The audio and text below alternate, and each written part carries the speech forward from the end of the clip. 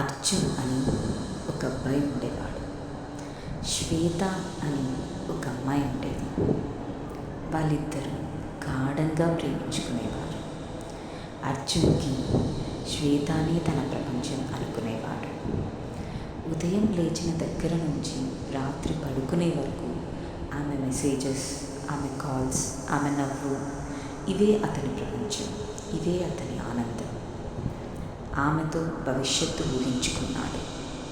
తన కలల్లో కూడా ఆమెనే చూసేవాడు. ఎప్పటికీ నాతోనే ఉంటుంది అని గట్టిగా నమ్మాడు. ఏ దిష్టి తగిలిందో ఏమో కానీ ఒకరోజు ఒకే ఒక్క మెసేజ్తో ఆమె వెళ్ళిపోయింది. ఇక మన ఇద్దరం కలిసి ఉండలేము, నన్ను మర్చిపో అని ఆ ఒక్క మెసేజ్ అతని ప్రపంచాన్ని పూర్తిగా విరగగొట్టింది. ఆ రాత్రి అతను గంటల తరబడి ఆమె పాత మెసేజెస్, ఫొటోస్ చూస్తూ ఏడ్చేవాడు.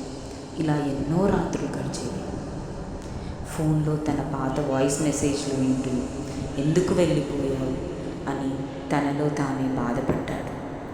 రోజులు గడిచాయి, కానీ అతను మాత్రం అక్కడే ఆగిపోయాడు. అందరి ముందు నవ్వేవాడు, కానీ ఒంటరిగా ఉన్నప్పుడు మాత్రం మౌనంగా కన్నీళ్లు పెట్టుకునేవాడు. ఒకరోజు రాత్రి అతను ఇంటికి ఆలస్యంగా వచ్చాడు.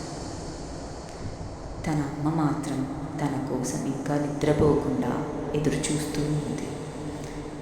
అతని కళ్ళల్లోని బాధ చూసి అమ్మ నెమ్మదిగా ఒక మాట చెప్పింది. ఒకరు మనల్ని వదిలిపోయారు అంటే నీ జీవితాన్ని నువ్వే వదిలేయకురా. నిన్ను ప్రేమించే వాళ్ళు ఇంకా ఉన్నారు.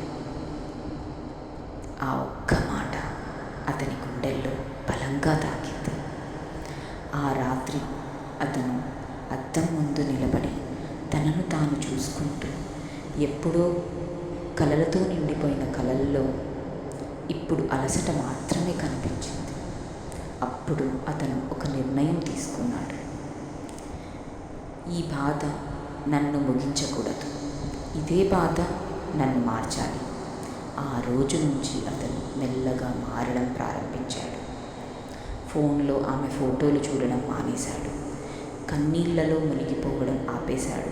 తన కలల వైపు ఫోకస్ పెట్టాడు. జీవితంలో కష్టపడడం మొదలుపెట్టాడు.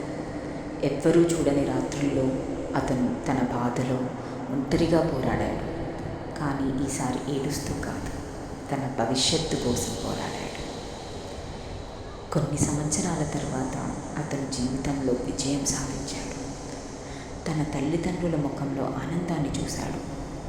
ఒకప్పుడు విరిగిపోయిన అదే అబ్బాయి, అదే అర్జున్ ఇప్పుడు ఎంతోమందికి ప్రేరణగా మారాడు. అప్పుడు అతనికి ఒక నిజం అర్థమైంది. ప్రేమలో ఓడిపోవడం జీవితం ముగిసినట్టు కాదు. కొన్ని ప్రేమలు మనతో ఉండడానికి రావు, మన విలువను, మన బలాన్ని నేర్పించి వెళ్ళిపోతాయి. కాబట్టి నిన్ను వదిలిపోయిన వాళ్ళ కోసం ఏడుస్తూ నీ జీవితాన్ని చీకటిగా మార్చుకోకు. ఎందుకంటే ఒకరోజు నీ బాధే నీ విజయానికి కారణం అవుతుంది.